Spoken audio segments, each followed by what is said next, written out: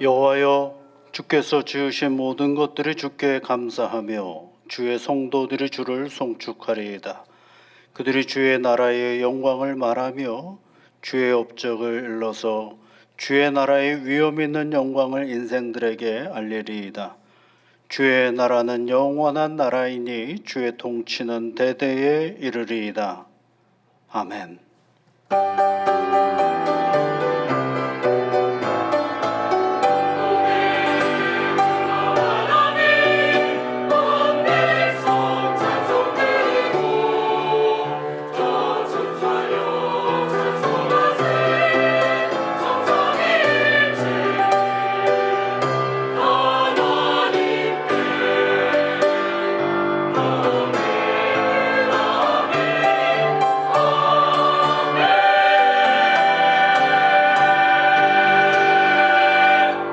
역사의 주관자이시며 섭리하시는 하나님 아버지, 주께서 허락하신 내 나라와 그 위에 세워진 하나님의 교회에서 오늘도 여전히 하나님께 예배드리게 하시니 감사를 드립니다.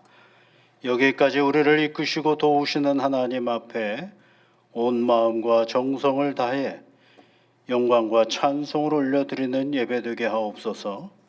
이 시간 하나님이 부어주시는 은혜와 평강이 가득하게 하옵소서. 우리 구주 예수 그리스도의 이름으로 기원하옵나이다. 아멘.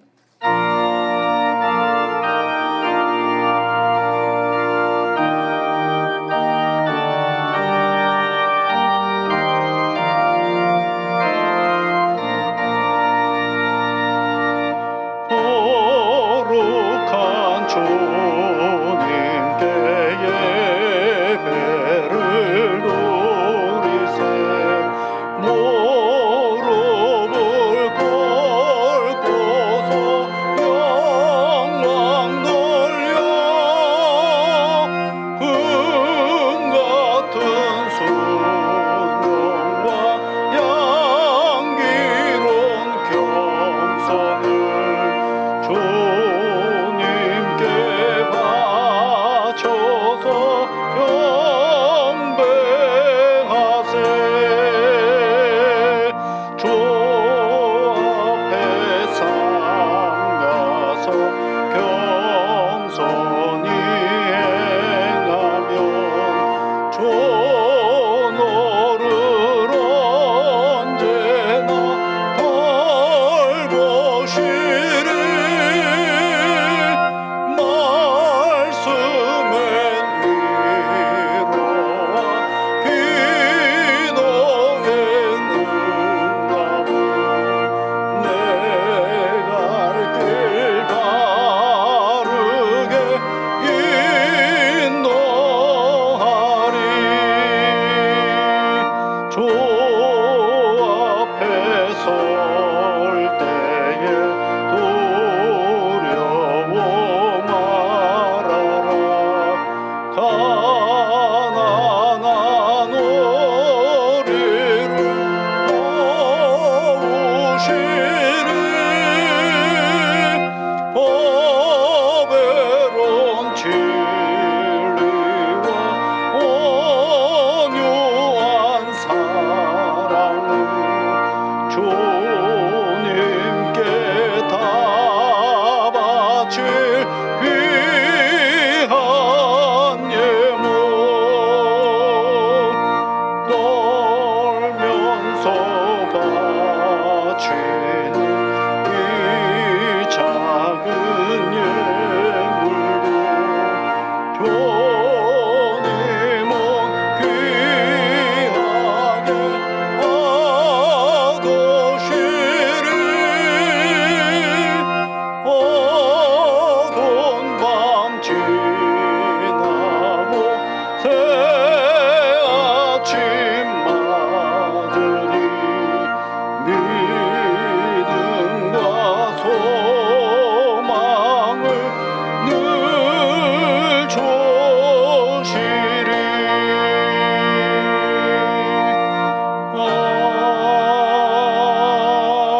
아멘. 교동문은 6번입니다. 여호와여 일어나소서. 하나님이여 손을 두옵소서. 가난한 자들을 잊지 마옵소서.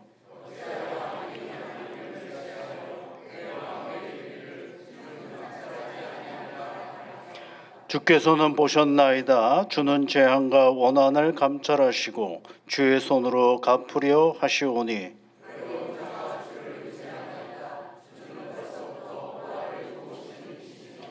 악인의 팔을 꺾으소서. 악한 자의 악을 더 이상 찾아낼 수 없을 때까지 찾으소서.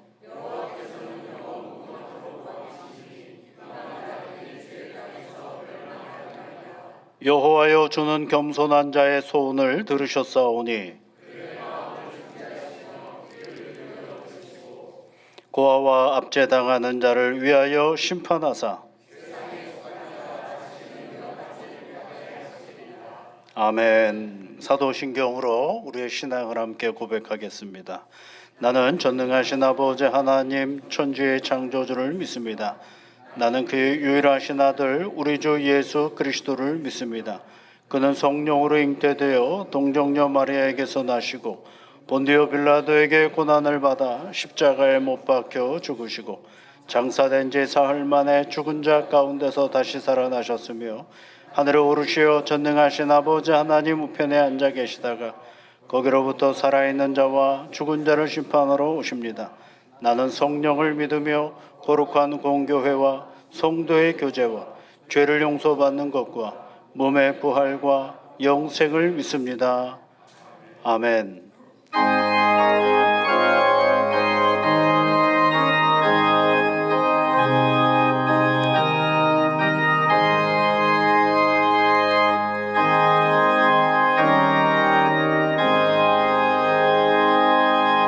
예수는 나의 힘이요 내 생명 되시니 구주 예수 떠나 살면 죄종에 빠지리 눈물이 앞을 가리고 내 맘에 근심 쌓일 때 위로하고 힘 주시리 주 예수. 예수는 나의 힘이요 내 친구 되시니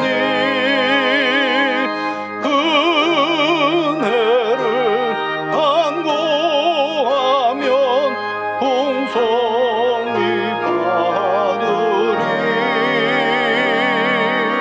햇빛과 비를 주시니 조수할 곡식만 도다 귀한 열매 주시느니 주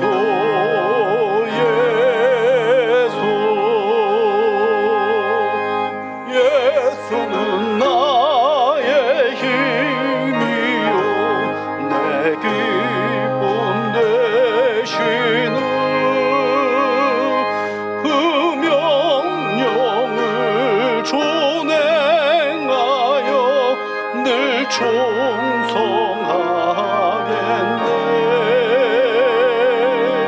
주야로 보호하시며 바른 길 가게 하시니 의지하고 따라가리 주 예수. 예수는 나의 힘이요 내 소망 되시니 이 세상을 떠나갈 때 곧 영생 얻으리 한없는 복을 주시니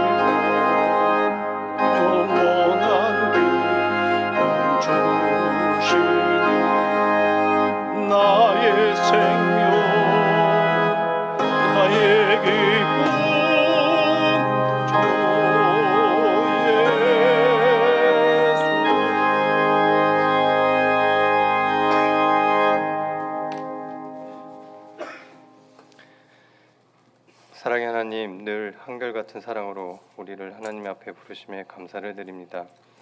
이 시간 예배의 자리에 있는 우리를 축복하사 지난 한 주간의 지친 마음을 회복케 하시고 다시 한 주간을 붙잡고 살아갈 말씀으로 채워지게 하여 주시옵소서. 지난 시간들의 죄됨과 허물됨을 내려놓고 주님의 보혈로 다시 정결케 하여 주시옵소서. 하나님, 서로를 이해하려 하지 않고 나의 감정만이 전부이고 대화가 아닌 폭력으로 해결하려는 일련의 악의와 분노는 서로를 다치게 하며 공존이 아닌 공멸로 이끌어 결국 서로를 해치고 죽이는 전쟁으로 치달았음을 역사는 기록하고 있습니다. 세계는 전쟁에서 평화로 다시 전쟁으로 이를 계속하여 반복하는 어리석음의 역사를 기록하고 있습니다. 이 땅의 역사 또한 가까이는 6.25라는 전쟁을 기록하고 이 6월을 기억하고자 하고 있습니다.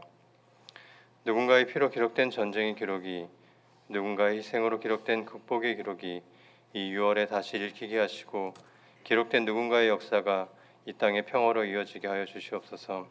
그리고 지금도 계속하여 반복되고 있는 전쟁들을 기억하시고 다시 이 평화의 자리로 돌아오게 하여 주시옵소서.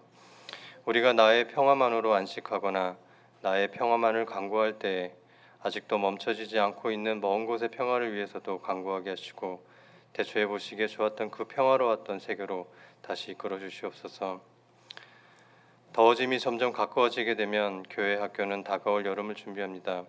유치부부터 아동부, 청소년부, 청년부에 이르기까지 하나님이 만드셨던 평화로운 세계를 기억하며 그 세계가 다시 오게 될 거라는 믿음을 배우고 채우며 기록하고자 합니다. 이 여름의 기록들이 교회 학교 모두에게 하나님의 나라와 평화의 역사로 남게 하여 주시옵소서. 특별히 복음의 발자취를 따라 제주도를 향해 가는 청년부의 발걸음에 함께 하시어 복음의 발자국을 남기고 돌아오는 기쁨의 시간이 되게 인도하여 주시옵소서. 하나님의 말씀과 예수님의 말씀이 기록되므로 우리는 기억하고 배우며 행하며 나아가고 있습니다. 오늘의 예배가, 다음 주의 예배가, 앞으로의 예배가 모두 하나님께서 함께 하셨으므로 기록되어 다시 만날 그날이 기쁨과 감사와 은혜의 날로 다시 써지게 하여 주시옵소서. 이 모든 말씀 우리를 생명책에 기록하셔서 구원으로 인도하신 예수님의 이름으로 기도드립니다. 아멘.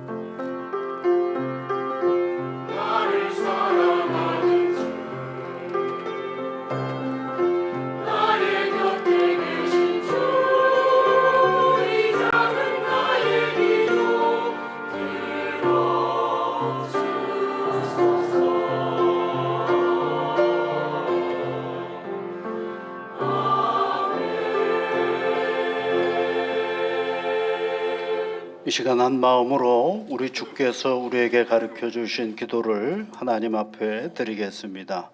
하늘에 계신 우리 아버지, 아버지의 이름을 거룩하게 하시며 아버지의 나라가 오게 하시며 아버지의 뜻이 하늘에서와 같이 땅에서도 이루어지게 하소서. 오늘 우리에게 일용할 양식을 주시고 우리가 우리에게 잘못한 사람을 용서하여 준 것 같이 우리 죄를 용서하여 주시고 우리를 시험에 빠지지 않게 하시고 악에서 구하소서. 나라와 권능과 영광이 영원히 아버지의 것입니다. 아멘. 오늘 우리에게 주시는 하나님의 말씀은 구약성경 이사야서 2장 1절부터 4절까지 말씀입니다. 구약성경 969면에 있습니다. 이사야서 2장 1절부터 4절까지 말씀을 함께 같이 읽겠습니다. 아모스의 아들 이사야가 받은 바 유다와 예루살렘에 관한 말씀이라. 말일에 여호와의 전이 산이 모든 산 꼭대기에 굳게 설 것이요 모든 작은 산 위에 뛰어내리니 만방이 그리로 모여들 것이라. 많은 백성이 가며 이르기를 오라 우리가 여호와의 산에 오르며 야곱의 하나님의 전에 이르자. 그가 그의 길을 우리에게 가르치실 것이라. 우리가 그 길로 행하리라 하리니 이는 율법이 시온에서부터 나올 것이요 여호와의 말씀이 예루살렘에서부터 나올 것임이니라. 그가 열방 사이에 판단하시며 많은 백성을 판결하시리니 우리가 그들의 칼을 쳐서 보습을 만들고 그들의 창을 쳐서 낫을 만들 것이며 이 나라가 저 나라가 다시는 칼을 들고 서로 치지 아니하며 다시는 전쟁을 연습하지 아니하리라. 아멘.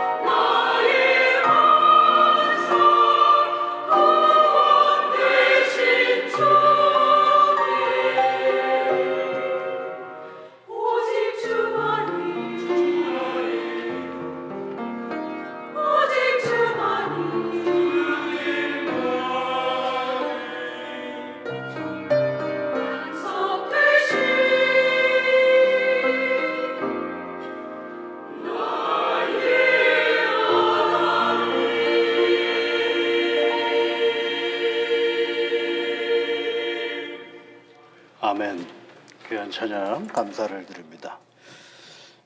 여러분 경기도 양평군 지평리라는 곳이 있습니다. 지평 그러면 떠오르는 게 있습니까 혹시? 그게 떠오르시는군요. 이 지평 그러면은 거기에 이제 오래된 양조장이 있어서 옛날부터 이제 막걸리로 유명한 동네가 지평리라고 합니다.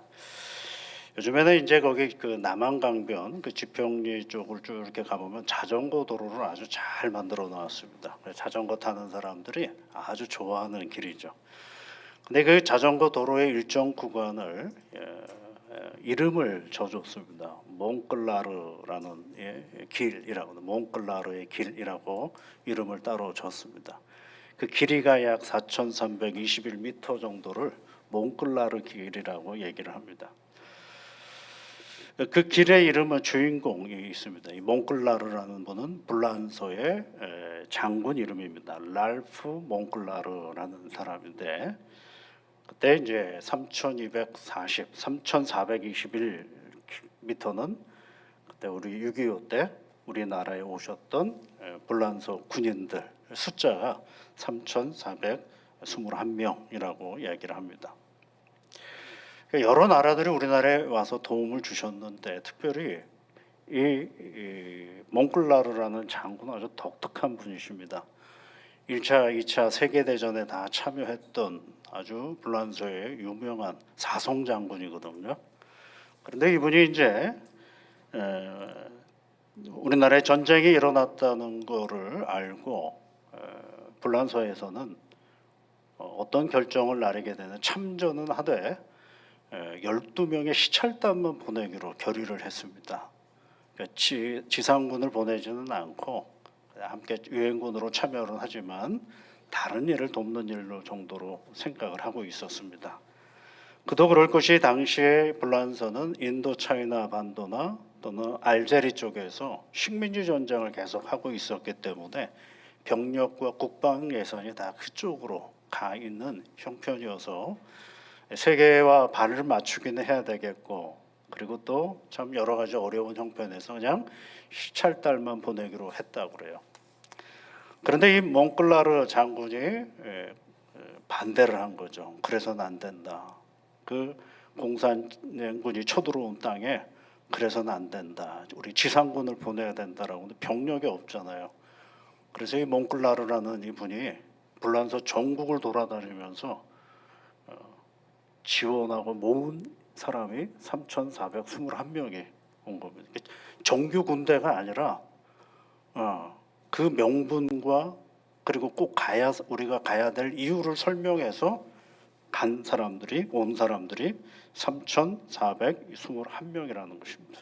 대단하지 않습니까? 그래서 예비역 군인들도 있고 아직 군대를 안 간 사람들도 있고 그래서 그런 사람들이 오게 됩니다. 또 하나의 문제가 발생을 했습니다. 한 3,000명 정도가 되니까 이거는 장군이 갈 일이 아니라 그래요. 이게 또. 그래서 불란서 군대의 체제 안에서는 장군이 가는 것이 아니라 영관급이 가야 하는 겁니다. 그래서 중령이 가야 한 대대급 정도의 인원이기 때문에 이게 대장이 사성 장군이 갈 수가 없는 그런 형편이랍니다. 그래서 당시에 국방부 차관이라는 사람이 이건 안 된다라고 이제 반대를 하고 있는데 이 몽클라르 장군은 그 앞에서 계급장을 떼어버리고 나는 중령으로 가겠다 이렇게 얘기를 하고 우리나라에 와서 이 양평군의 지평리에서 중공군과 싸움을 했던 분입니다. 쉽지 않지 않습니까, 여러분? 자기의 계급을 낮춰서 여기로 왔습니다. 참 대단하죠. 그렇죠? 사성 장군의 스스로가 별을 내려놓을 수 있겠습니까? 그런데 그러고도 이 땅에 와서 전쟁을 참여했던 사람입니다. 그래서 이제 거기에 가면 이제 지평 전투 해가지고 기념비도 있고 여러 가지 이제 설명서도 있습니다. 한번 여러분 나중에 가보시면 양평에는 좋은 게 많아요. 카페도 있고요. 좋은 식당도 많은데 거기만 가지 마시고 거기 가셨다가 잠깐 들려서 한번 거기 몽클라르 길도 한번 걸어보시고 그리고 그 설명서도 한번 들어보시면 좋겠습니다. 여러분, 전쟁이라는 단어는요, 아군과 적군이 싸웠다, 공격을 하고 반격으로 만들어지는 것이 결코 아닙니다. 승리했다, 졌다로만 끝나지는 않습니다. 거기에는 항상 뭐가 있느냐 하면 서사라는 게 있습니다. 서사가 없어져 버리면 정보밖에 남지를 않거든요. 어디에서 누군가가 무엇을 했다밖에 없죠. 우리는 그 지평 전투에서 몽클라르라는 장군을 만나는 것입니다. 그러면 이야기가 있는 거죠. 그냥 평상시에 그 지평리라는 곳은 내가 잠깐 휴양하러 갔던 지역이지만 누군가는 거기서 목숨을 잃고 누군가는 거기서 희생을 했던 땅이라는 서사, 이야기를 우리는 듣게 되는 것입니다. 한국 땅에서 3년간 치른 6.25 전쟁 안에는 수백 개가 넘는 짧고 극렬한 수많은 전장들이 있었음을 우리가 압니다. 목숨을 내놓고 싸운 이름 모르는 무수한 용사들이 거기에 있었음을 알죠. 그런데 거기에는 뭘 잊어버리면 안 되느냐 하면 서사를 잊어버리면 안 되는 것이, 이야기를 잊어버리면 안 되는 것입니다. 6.25를 잊지 말자라고 얘기를 하지 않습니까? 6월 25일을 잊지 말자는 도대체 뭘 잊지 말은, 어느덧 다 잊어버렸는데 그 흔적의 자리 속에는 이제는 고요한 평온만이 있는 땅이 돼버리고 말았는데 우리는 뭘 잊지 말아야 될까요? 그날에 그런 일이 있었다라는 것만 잊지 않으면 되는 걸까? 아니거든요. 이제는 서사를 발견해야 될 때가 된 겁니다. 이 지역에서 어떤 일이 벌어졌는지 그 이야기를, 한 사람 한 사람의 이야기를 우리 어른들이 잘 알고 있어서 그것을 우리의 후손들에게 이 땅에 전쟁이 있었다라는 사실을 알려주는 것이 아니라 그 사실을 위해 어떤 한 사람이 그의 목숨을 잃어가면서 지켰던 그런 흔적의 땅이다라는 사실을 알려줘야 될 책임이 오늘 우리에게 있다라는 사실을 우리가 잊지 말아야 되는 것입니다. 지금의 대한민국은 전쟁이 언제 있었느냐는 듯 그 흔적이 다 없어졌지만 여전히 발굴해야 되는 것입니다. 유물을 발굴하는 것이 아니라 이야기를 끊임없이 발견해야 됩니다. 어떤 사람이 어떻게 그 흔적을 이 땅에 남겼는가를 우리가 얘기해 나가야 되고 그것을 발견해야 되는 거예요. 그러니까 여러분, 몽클라르라는 길을 통해서 우리가 알 수 있는 건 뭐예요? 도대체 그 장군은 무슨 생각으로 자기의 계급장을 떼고 중령이라는 계급장을 떼고 우리나라에 왔을까? 굳이 올 사람이 없는데 전국을 돌아다니면서 군인을 모집해서 온 이유는 뭘까? 역사는 질문하지 않으면 정보로 끝나고 마는 것입니다. 그래서 그 과거의 역사 가운데 우리는 끊임없이 질문해서 오늘의 현장을 만들어낼 책임이 우리들에게 있는 것입니다. 저는 저보다 먼저 많은 오랜 시간을 살았던 어른들과 대화를 하는 순간에 어느 순간에 제가 이런 답답함을 느낀 적이 있었습니다. 아, 우리 어른들도 자기 정보 외에는 아는 게 없구나. 자기 알고 있는 정보 외에는 아는 게 없다라는 거예요. 그런데 끊임없이 아직도 이 땅에는 그 아픔의 역사들이 얼마나 많은데 그걸 찾아야 되고 기억해야 되고 알아야 되고 전해야 될 책임이 우리 가운데 있는데 무조건 젊은 사람들은 그때의 고통을 모른다는 것으로 말하기에는 너무 한계가 있는 말이 아닌가라는 생각을 많이 하게 됩니다. 그래서 더 관심을 가지고 우리나라의 역사 속에 일어났던 사건들을 공부하고 찾아보는 것이죠. 개인적인 전쟁의 경험으로 끝나서는 안 되거든요. 그 당시에 이 땅에서 일어났던 객관적인 통계 수치들 우리가 생각해보고 알아보고 그러면서 한쪽에 치우치지 않는 이스라엘의 역사의 흔적들을 잘 살피고 전달해야 될 책임이 우리 가운데 있는 것입니다. 지난주 목요일 날은 우리 교우들과 함께 백마고지를 갔다 왔습니다. 가보신 분도 계시지만 그리 높지 않은 그런 하나의 언덕과도 같은 곳에 거기서 12번의 공방전이 중공군과 있었던 그런 자리입니다. 주인이 계속 바뀌는 거죠. 그런데 여러분 한번 가보시면은요, 지금은 얼마나 평온하고 조용한지 모릅니다. 고요합니다. 그 산 꼭대기에 올라가서 우리 교우들과 함께 이런저런 담소를 나누다가 싹 불어오는 그 바람이 얼마나 시원한지 모릅니다. 평화 그 자체였습니다. 그 건너편에는 북녘 땅이 보이기도 합니다. 그런데 여러분, 그 꼭대기, 높지 않은 꼭대기의 사방은 다 평야입니다. 평야. 그 초로는 우리나라의 나라 중에서 북부 지역 쪽에서는 가장 넓은 평야가 바로 초론 평야입니다. 지리에서 공부를 하면 나오는 그런 땅이 바로 초론 평야거든. 김일성이가 그거 뺏기고 나서 굉장히 힘들어했다는 얘기가 있죠. 왜요? 곡창지대거든요, 거기가. 그래서 지금도 그 꼭대기에서 보면 사방이 다 평지예요. 사방을 둘러보면 두루두루 다 지금 모내기를 다 끝내가지고 푸른 바다처럼 푸르게 아주 되어 있는 녹색으로 아주 가득한 그런 땅이 되었습니다. 얼마나 평안하고 좋은지 모릅니다. 그런데 그때 한때는 거기가 치열하게 밤낮 전쟁을 하던 전쟁터였다라는 사실을 우리는 다 잊어버리는 거예요. 결코 잊지 말아야 되겠죠. 문득 그 자리에서 예전에 그 책에서 읽었던 그 내용이 하나 생각이 난 게 있는데, 자유는 피를 먹고 자란다라는 문구입니다. 미국의 독립운동가이면서 3대 미국 대통령에 있던 토마스 제퍼슨이 한 말인데, 독립운동을 하면서 수많은 사람들이 죽어나가지 않겠습니까? 그러는 과정 속에서 참된 자유는 피를 먹고 자란다라는 생각을 하게 되죠. 그 말이 문득 떠올랐습니다. 정말 그렇죠. 이 땅에 많은 사람들의 피를 흘려서 오늘 나의 자유가 있다라는 사실은 우리가 결코 잊지 말아야 하는 것입니다. 이 땅의 전쟁을 통해서 돌아가신 분이 13만 7,819명입니다. 뭐 부상당하신 분들은 더 많고요. 그날 돌아가신 분들만 13만 7,819명. 유엔군 전사자가 3만 7,902명입니다. 도대체 무엇 때문에 그네들은 이 땅에 왔을까? 우리는 다시 오늘을 사는 우리가 질문하지 않으면 안 되는 것입니다. 도대체 그들은 무엇 때문에 이 땅에 왔을까? 그 젊은 날을 왜 이 나라에 와가지고 목숨을 잃어가면서까지 온 이유는 무엇일까?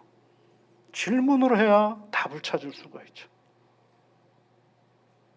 역사의 흔적은 그저 사실로 끝나는 것이 아니라 오늘 다시 질문해서 우리가 답을 찾아내고 다시 질문해서 지나간 역사로 끝나는 것이 아니라 우리의 삶의 자리가 되도록 만드는 책임은 바로 우리 자신에게 있는 것입니다.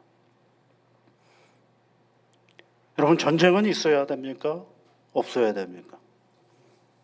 없어야죠. 너무도 당연한 답입니다. 전쟁은 곧 삶의 일상성과 안전함을 파괴하는 행위입니다. 그 전쟁은 다시는 이 세상 속에 있지 말아야 하는 것입니다. 내가 오늘 아무렇지도 않게 평안하게 살아가고 있기 때문에 어디서 일어나는 전쟁은 나와 상관이 없는 것이다라고 생각하는 그 순간 우리는 죄를 짓는 것과 다름이 없는 거예요. 왜요? 우리는 누군가의 희생 위에 나의 오늘의 이 자유가 있기 때문에 그렇습니다. 여러분, 오늘 이 아침에 읽은 이 이사야서의 말씀은 하나님께서 하나님의 백성들에게 궁극적으로 하실 일이 무엇인지 우리에게 가르쳐주는 말씀입니다. 하나님이 뭘 하시려고 하시는 걸까? 이스라엘과 유다의 백성들에게 하나님께서 해주시는 말씀이 어떤 말씀이냐면 하나님이 하실 일을 우리에게 가르쳐주고 있는 거예요. 하나님이 하실 일이 뭐냐요? 말이래라고 2절에 되어 있죠. 말이래 2절 보면 이게 끝에라는 말의 뜻도 있지만 또 하나의 뜻은 하나님께서 시작하시는 일 얘기하는 것입니다. 하나님께서 시작하시려고 하시는 일, 하나님께서 시작하려고 하는 일, 그것이 무엇이냐? 그것이 4절 끝에 보면 뭐예요? 전쟁을 연습하지 아니하리라. 전쟁을 연습하지 않도록 한다는, 전쟁을 없애겠다라는 것입니다.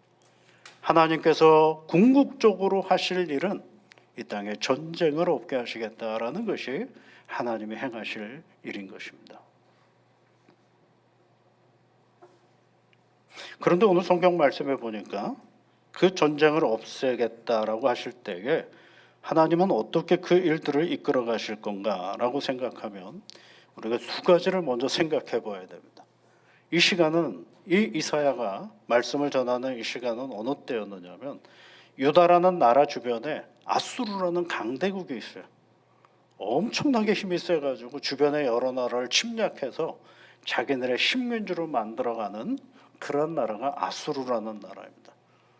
그런데 이 이사야가 활동하던 때에 유다를 침략을 했어요. 아수르의 사네립이라는 왕이 이 유다를 침략을 해서 들어온 것입니다. 그래서 이사야서 36장부터 39장까지 말씀을 보면 사네립이 유다를 침략했던 이야기가 거기에 이제 기록이 되어 있는 거죠. 그러니까 자신의 유다라는 나라가 풍전등화와도 같은 그런 안타까운 상황에 놓여 있는 것이죠. 남의 지배를 받을 수밖에 없는 그런 형편에 놓여 있는 때입니다. 그러면 이때는 여러분 무슨 말씀을 해주셔야 될까요? 내가 너희들을 반드시 이기게 할 거다, 이 말씀을 해주셔야 되지 않을까요? 내가 너희들을 반드시 이기게 할게. 나를 의지해라. 그러면 내가 유다를 반드시 승리하게 해줄게. 그런 말씀을 주셔야 될 것 같은데 그 말씀이 아니라 승리를 하고 이걸 말씀해 주시는 것이 아니라 하나님은 이 땅에 평화를 주시겠다라고 말씀하고 있는 것입니다. 그런데 여러분, 우리가 말하는 평화는 어떻습니까? 우리가 말하는 평화, 우리는 보통 평화를 매개할 때에 우리가 강해야 평화를 만들 수 있다라고 이야기를 합니다. 그래서 보통 그 국방이나 이런 쪽에 쓰는 언어로서 전쟁 억제력이라는 말이 있습니다. 전쟁 억제력. 한 국가가 공격을 받더라도 상대편에게 치명적인 보복을 가할 수 있는 군사력을 갖춤으로써 상대방이 딴 마음을 먹지 못하도록 만드는 것, 그것을 전쟁 억제력이라고 얘기를 합니다. 우리를 함부로 쳐들어오지 못하게 만드는 그 힘을 말하는 거죠. 그래서 나라들마다 굉장히 많이 신경 쓰는 게 뭐예요? 국방에 대하여 신경을 많이 쓰잖아요. 근데 누구보다도 힘이 약한 나라들은 어떤 일들을 많이 하느냐면 그 군사의 어떤 전쟁 억제력을 가지려고 그 강대국 사이에서 조그만 나라들은 가장 무서운 무기를 가지려고 애를 쓰죠. 그래서 현대에서는 핵폭탄을 가지려고 그렇게 노력을 하는 이유가 바로 나를 함부로 건드리지 마라라는 것들을 하기 위한 거죠. 그래서 몇몇 나라들 중에 아마 여러분들이 잘 그런 나라가 핵폭탄을 가지고 있어? 라고 할 수 있는 나라 중에 하나가 파키스탄 같은 나라죠. 그런 나라는 어떻게 그렇게 핵폭탄을 가질 수 있지? 라고 할 수 있는데 가지고 있어요. 그래서 그 파키스탄에 대해서 누구도 함부로 대하지를 못하는 거예요. 뭐가요? 그게 일종의 전쟁 억제력이죠. 그러면 인간이 무지해서 그럴까요? 아니에요. 너무 똑똑한 거죠. 그런 방법이나 논리는 굉장히 똑똑한 겁니다. 그런데 여러분, 그 똑똑함이 정말 무한히 똑똑한 게 아니라 지극히 한계가 있는 인간의 지력입니다. 인간의 지혜요, 인간의 지식의 한계가 바로 전쟁 억제력과 같은 것들입니다. 평화를 위해서 뭘 많이 갖는 거예요? 무기를 많이 갖는 거죠.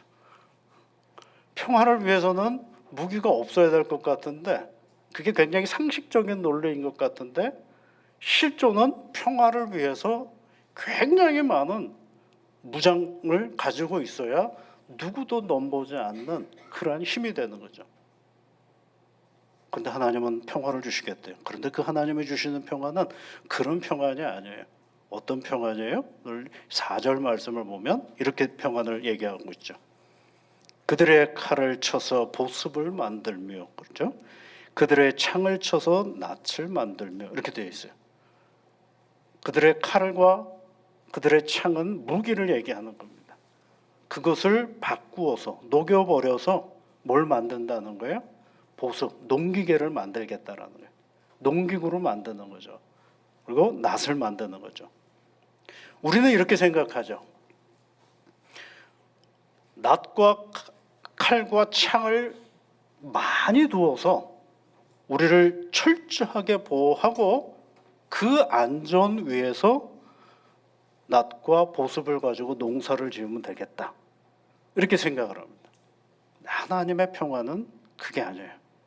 하나님의 평화는 이 세상에 칼을 녹여서, 하나님의 평화는 이 세상에 창을 녹여서 뭘 만드시겠다라는 거예요?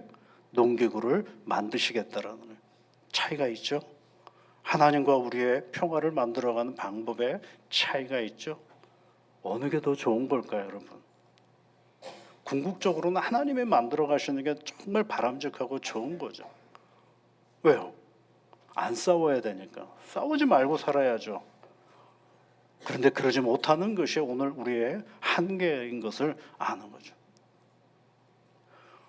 근데 오늘 성경 말씀에 보니까 이 4절 말씀에 그가 열방에서 판단하시며 많은 백성을 판결하시리니 이렇게 돼요.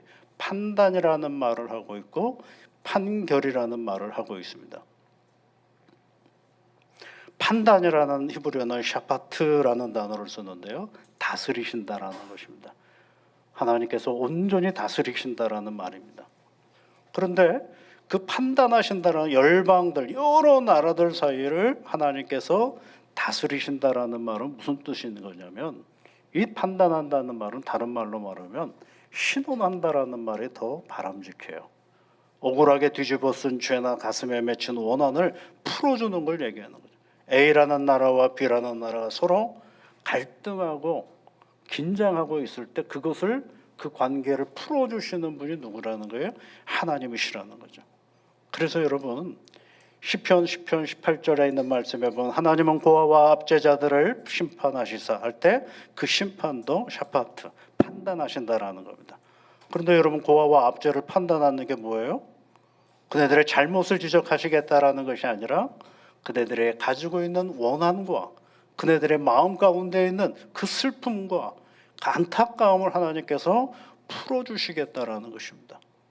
그리고 또 한 말이 있죠. 많은 백성을 판결하신다라고 얘기했죠. 판결하신다라는 것은 하나님께서 논증하신다, 하나님께서 입증해 주신다, 그런 뜻을 가지고 있어요. 무엇을 입증해 주시느냐? 하나님께서 원한을 풀어서 하나님께서 입증해 주시려고 하는 것이 뭐냐면 하나님의 평화인데, 그 평화는 칼을 녹여서 보습을 만들고 창을 녹여서 그리고 낫을 만드는 그 일을 하나님께서 행하시겠다라고 말씀해 주고 있는 것입니다. 그래서 이 나라와 저 나라가 다시는 칼을 들고 서로 치지 아니하며 다시는 전쟁을 연습하지 아니하리라. 이게 누구의 약속이냐? 하나님의 약속이라는 거예요. 근데 오늘 우리의 살아가는 현실 세계 속에서는 여전히 여기저기서 전쟁의 소리가 있는 것을 알게 됩니다. 그럼 우리가 무엇을 해야 될까요? 평화를 주시겠다라고 하신 하나님 앞에 기도해야 될 일입니다. 나는 아무 상관없는 이 땅에 와서 피를 흘렸던 그런 자리에서 우리가 오늘 살아가고 있다면, 우리가 그 전쟁의 자리로 가지는 못하지만 우리가 살아가는 그 일상의 평안함 자리 속에서 아직도 힘겹게 전쟁의 소용돌이 속에 살고 있는 누군가를 위하여 평화를 간구해주는, 평화를 기원해주는 우리가 기도를 놓치지 말아야 하는 것입니다. 그래서 3절 말씀에 뭐라고 얘기하고 있어요? 야곱의 하나님의 전에 이르자, 하나님의 전으로 가자라는 거예요. 그가 그의 길을 우리에게 가르치실 것이라 우리가 그 길로 행하리라 라고 말해주고 있습니다. 사랑하는 성도 여러분, 하나님은 뭘 원하시는 분이에요? 평화를 원하시는 분입니다. 그런데 하나님의 평화를 이루기까지는 만만치가 않습니다. 그러나 포기는 하지 말아야 됩니다. 우리는 여전히 우리가 강해야 우리가 평안을 누릴 수 있다라는 이 인간의 가지고 있는 지극히 정상적이라고 하는 이 사고는 너무도 한계가 있는 사고예요. 하나님이 원하시는 것은 칼과 그리고 낯을 녹이셔가지고 칼과 창을 녹이셔서 그것을 농기구로 만들어 가시는 그런 생산의 도구로 만들어 가시는 분이 바로 하나님이 이루고자 하는 참된 평안인 것입니다. 그러니까 오늘 우리는 뭘 위해서 살아가는 존재냐? 평화를 위해서 살아가는 존재입니다. 이 땅에 참된 평화를 이루어가면서 살아가는 삶을 자리가 되어야 되는 거예요. 그래서 그 평화를 자꾸 훈련을 해야 됩니다. 세 가지를 싸우지 마셔야 됩니다. 첫 번째는 나랑 싸우지 마십시오.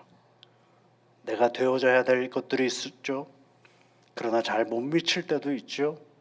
나의 욕망과 싸우죠. 그런 것들 앞에 내가 무너지는 존재가 되지를 말아야 됩니다. 나를 잘 위로하면서 사셔야 됩니다. 두 번째는 너랑 싸우지 말아야 됩니다. 우리는 다른 존재들입니다. 그런데 너하고 너무 많이 싸웁니다. 싸울 일이 아니에요. 그냥 공존하면서 살아가면 되는 겁니다. 하나님과 싸우지 말아야 됩니다. 하나님께서 말씀하시면 그저 우리는 해야 될 일은 뭐예요? 순종하며 살아가면 되는 것입니다. 이런 과정을 통해서 우리가 만들어가는 게 뭐냐면 나를 평화로 만들어가는 존재가 되어야 돼요. 평화를 이루어가는 존재가 되는 것입니다. 전쟁은 외부로 드러난 전쟁도 있지만 내 안에서 끊임없이 일어나는 갈등의 요소들이 굉장히 많은 존재입니다. 그래서 오늘 우리는요, 하나님의 말씀하신 것처럼 하나님이 오늘 이 땅에 나를 존재케 하신 이유는 뭘 만들어가는 존재가 되더라 하는 거예요? 평화를 만들어가는 존재가 되는, 피스메이커가 되라는 거예요. 내가 있는 곳에 트러블을 일으키는 사람이 되어서는 안 되는 거죠.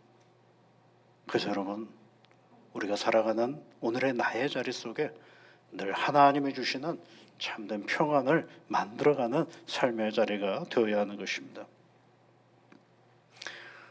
오늘도 여러분, 우리는 이 땅에 전쟁이 끝나고 오늘 이렇게 평화롭게 살아가는 것을 다시 한번 감사해야 될 이유가 있습니다. 옆에 계신 분을 감사하고 우리 교회를 있음을 감사하고 나라는 존재가 오늘 이 땅에 있다라는 것도 감사해야 됩니다. 부족한 건 많지만 그래도 감사하며 내 인생을 살아가야 하는 것입니다. 전쟁은 이 땅에 다시는 있어서는 아니 되는 일입니다. 버트라트 러셀이라는 철학자가 있어요. 그가 그런 얘기를 한 적이 있어요. 무신론자이긴 한데요. 전쟁은 누가 옳고 그른지를 결정해 주지는 않는다. 그러니까 자기 명분을 가지고 싸우는 것 아니겠어요? 그러나 그걸 가지고 옳고 그름을 말해주지는 않는다. 다만 누가 살아남는지만을 결정할 뿐이다. 아주 그 실제적인 이야기를 했죠. 살아남는 자만 있는 거예요. 고대 역사학자이면서 역사라는 책을 썼던 헤로도투스가 그런 얘기도 한 적이 있어요. 평화로울 때는 자식이 부모를 땅에 묻는다. 전쟁이 일어나면 부모가 자식을 땅에 묻는다. 엄청난 말이죠, 여러분. 이게 우리나라의 그 단편 소설 중에 순환이대라는 단편 소설이 있어요. 하근찬 씨라는 분이 쓰신 소설인데요. 아버지는 일제시대 때 징용에 나가셔서 팔을 잃어버리고 아들은 6.25 때 전쟁에 나가서 다리를 다치는 겁니다. 그래서 그 마지막 장면이 아버지가 아들을 업고 그 다리를 건너는 그런 장면이 있어요. 굉장히 인상적인 장면이죠. 전쟁은 그런 모습으로 우리에게 다가오는 것입니다. 누군가의 일상을 완전히 뒤집어 놓는 사건이 바로 전쟁인 것입니다. 세르비아 속담에도 그런 얘기가 있어요. 전쟁은 시작이 되면 국가는 무기를, 부자들은 소를, 그리고 가난한 자들은 아들들을 내놓는다. 전쟁이 끝난 뒤 나라는 무기를 거둬가고 부자들은 남은 소를 불리지만 가난한 사람들은 무덤을 찾아간다. 굉장히 슬픈 이야기가 아닐 수가 없습니다. 사랑하는 성도 여러분, 우리가 이 6월에 꼭 기억해야 될 일이 있습니다. 다시는 이 땅에 전쟁은 없어야 된다라는 걸 다시 생각하고 우리의 삶의 자리 속에서 끊임없이 평화를 훈련하고 만들어가는 자리가 되어야 하는 것입니다. 그러기 위해서 오늘 하나님이 대한민국이라는 이 나라에 가장 아픔이 있었던 이 땅에 오늘 우리를 세워 놓으신 것입니다. 이런 사실을 우리가 기억하면서 내 가까운 내 삶의 자리로부터 평화를 새롭게 만들어가는 일에 평화의 일꾼으로서 오늘을 살아가는 우리 믿음의 성도들이 다 되시기를 주의 이름으로 축복합니다. 하나님 감사를 드립니다. 오늘도 우리에게 귀한 시간을 주셔서 하나님의 은혜 가운데 오늘을 살아가게 하시니 감사를 드립니다. 거룩하신 아버지 하나님, 이 땅에 있었던 그 전쟁의 이야기들이 우리 기억 속에 다 사그라지지 않고 다시 기억나고 생생하여서 이 땅에 다시는 잊지 말아야 할 전쟁이 다시는 일어나지 않도록 우리가 조심하고 기도하며 나아가는 믿음의 자리가 되게 인도하여 주옵소서. 그러므로 말미암아 하나님, 세상에 평화를 이루고자 하시는 하나님의 뜻을 따라 오늘도 내 삶의 자리가 하나님이 주시는 참된 평안을 만들어가는 복된 자리가 되게 하여 주시옵소서. 예수님 이름으로 기도드립니다. 아멘.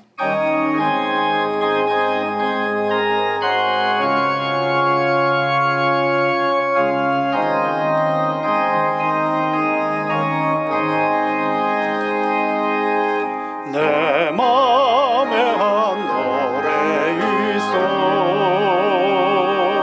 나 즐겁게 늘 부르네.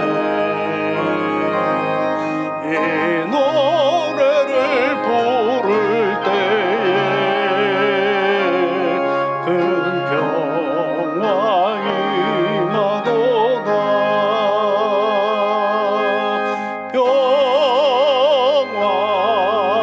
평화 하나님 주신 선물 그 놀라운 주의 평화 하나님 선물일세. 주 십자가 지심으로 날 구원해 주셨으며 주 예수님 고난받아 나 평화 누리도다. 평화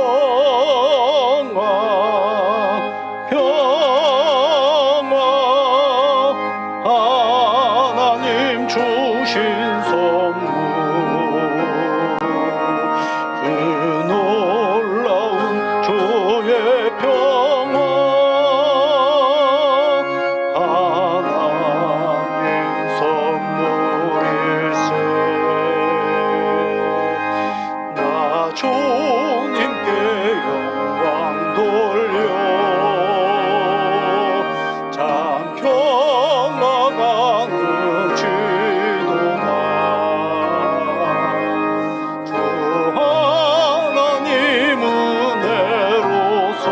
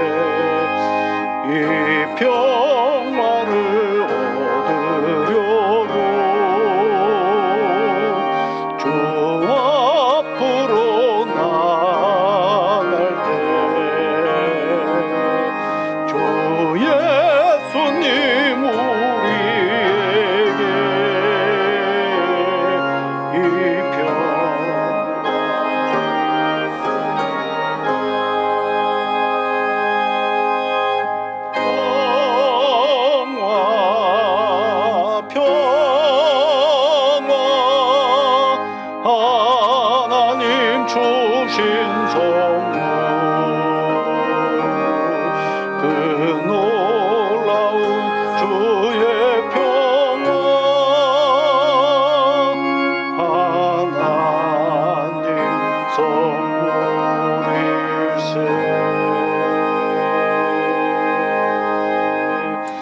만복의 근원이신 여호와 아버지 하나님, 주님의 사랑과 은혜를 기억하여 사랑하는 믿음의 사람들이 오늘도 귀한 예물을 하나님 앞에 드리게 하시니 감사를 드립니다. 드리는 모든 이들의 마음과 몸을 주장하셔서 주께서 주시는 삶의 평안이 늘 가득하게 하옵시고 애쓰고 수고할 때마다 성취의 기쁨이 있게 하시며 감사가 넘치는 복된 일상이 되게 인도하여 주옵소서.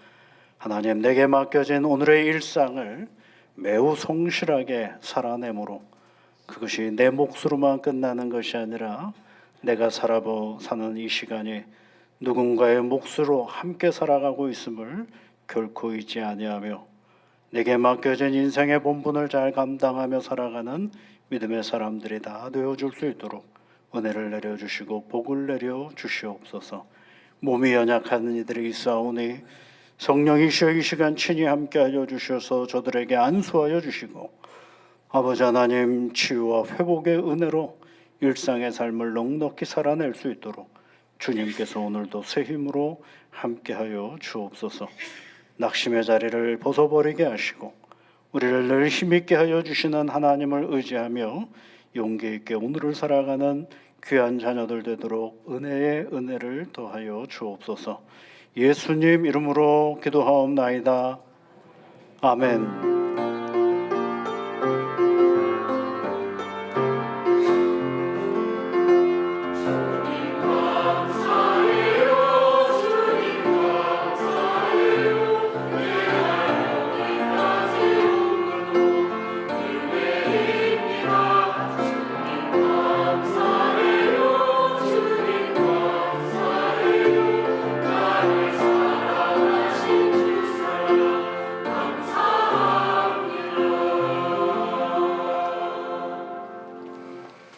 우리 옆에 계신 분들 또 앞뒤에 계신 분들 한 주 만에 배웠는데요. 함께 인사 나누시면 좋겠습니다. 주님의 사랑과 은혜가 늘 함께 하시기를 바랍니다.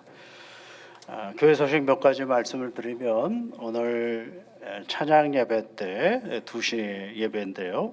러시아에서 선교 활동을 하고 계시는 우리 교회가 돕는 이희재 선교사님이 오셔서 우리에게 선교 이야기를 함께 해주실 것입니다. 하나 시간을 내셔서 함께 참여해 주시면 고맙겠습니다. 우리가 이제 해외 선교를 한 3군데 하고 있습니다. 교회가 캄보디아와 카자흐스탄과 그리고 이제 러시아인데 우리 캄보디아도 한 2번 가보고 카자흐스탄도 한 번 갔다 왔는데 러시아를 가보려고 준비 중에 있다가 전쟁이 일어나는 바람에 지금 못 가고 있는 형편입니다. 여러분, 저 러시아 전쟁이 빨리 멈춰주게 해달라고 기도하십시오. 우리 성도님들이 한번 좀 가보고 싶어 하시는 분들이 계셔서 한번 가보는 시간을 좀 속히 마련할 수 있었으면 좋겠습니다. 간접적으로 오늘은 러시아에 계시는 선교사님이 오시니까 한번 오셔서 말씀도 함께 들어보시면 고맙겠습니다. 그 다음에 이제 모임 광고를 보시면 각 선교회 모임들이 있습니다. 여러분 잘 보시고 참여해 주시면 고맙겠습니다. 이남선교회 4여전도회가 이제 3부 예배 후에 로데몰에서 있겠습니다. 그 다음에 이제 다음 주에 있을 모임도 있고 이번 주 토요일 날은 남선교회 조찬기도회도 있습니다. 나라를 위하여 6월 달이면 우리가 나라를 위하여 기도하는 시간을 갖는데 교회에서 하는 게 아니라 그 현장에 가서 한번 같이 둘러도 보기도 하고 기도하는 시간입니다. 이번 주는 목요일 날 국립현충원에 다녀오도록 하겠습니다. 소그룹 담당자 모임이 있는데 우리 교회에 여러 소그룹들이 지금 활동하고 있는데 여기 책임자들이 함께 모여서 상반기를 돌아보고 하반기를 또 계획하는 시간을 가져보려고 합니다. 7월 4일 미리 광고를 드리는 것을 일정을 좀 잘 조절하셔서 참여해 주시기를 바라는 마음입니다. 교육부 여름 행사가 계속 이제 시작이 됩니다. 청년부가 6월 25일부터 시작하므로 여름 행사가 시작이 되는데 각 부서별로 모든 일정들을 잘 소화해낼 수 있도록 여러분이 함께 기도해 주시면 고맙겠습니다. 우리 김은옥 집사님 병원에 입원하셔서 지금 가려 중에 있는데 잘 회복이 될 수 있도록 여러분이 함께 계속해서 기도해 주시면 고맙겠습니다. 우리 다 같이 자리에서 일어나셔서 459장 찬송 같이 하시겠습니다.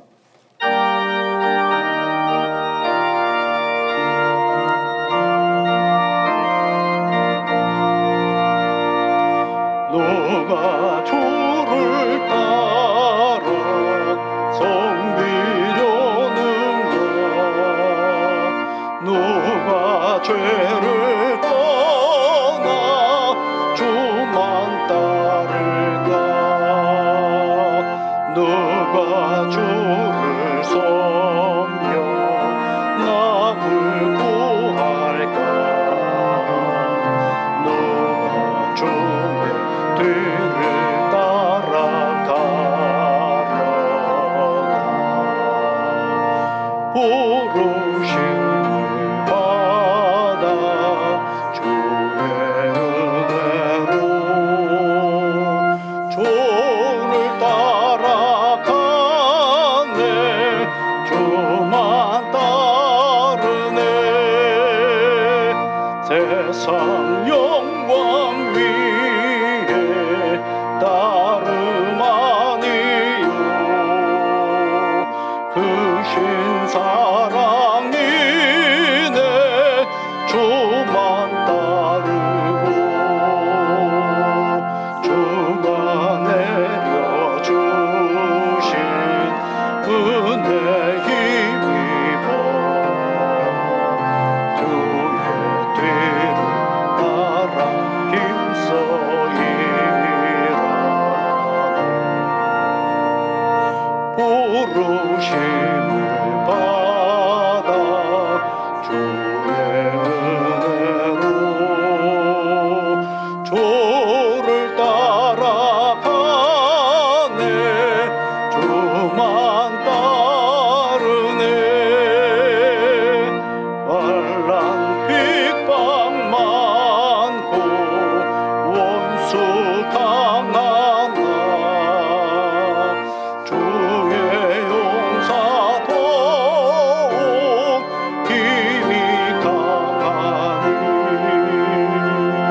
질과는 이겨 넘어뜨리랴 변함없는 진리 승리하리라 기쁜 찬송하며 주의 은혜로 주를 따라가네 주만 따르네 우리 구주 예수 그리스도의 크신 은혜와 하나님의 영원하신 사랑하심과 성령의 위로와 복주심과 능력 주심이 우리를 평화롭게 살기를 원하시며 이끌어 가시는 하나님을 의지하며 세상 속으로 나아가는 사랑하는 모든 주의 자녀들 위해 지금부터 영원토록 함께 하옵시기를 간절히 축원하옵나이다. 아멘.